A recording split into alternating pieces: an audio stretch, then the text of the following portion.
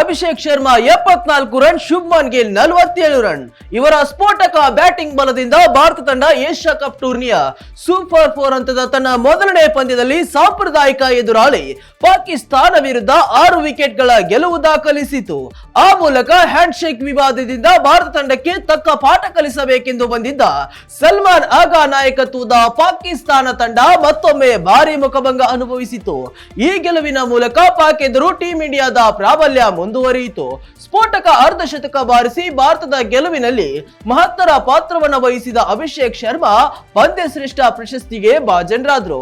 ಪಾಕ್ ನೀಡಿದ 172 ರನ್ಗಳ ಗುರಿಯನ್ನ ಹಿಂಬಾಲಿಸಿದ ಭಾರತ ತಂಡದ ಪರ ಇನ್ನಿಂಗ್ಸ್ ಆರಂಭಿಸಿದ ಅಭಿಷೇಕ್ ಶರ್ಮಾ ಹಾಗೂ ಶುಭ್ಮನ್ ಗಿಲ್ ಸ್ಫೋಟಕ ಬ್ಯಾಟಿಂಗ್ ಪ್ರದರ್ಶನ ತೋರಿದ್ರು. ಈ ಜೋಡಿ ಮುರಿಯದ ಮೊದಲನೇ ವಿಕೆಟ್ಗೆ 9.5 ಓವರ್ಗಳಿಗೆ 105 ರನ್ಗಳನ್ನ ಕಲೆ ಹಾಕಿತು. ಆ ಮೂಲಕ ಭಾರತ ತಂಡಕ್ಕೆ ಭರ್ಜರಿ ಆರಂಭವನ್ನು ನೀಡಿತು.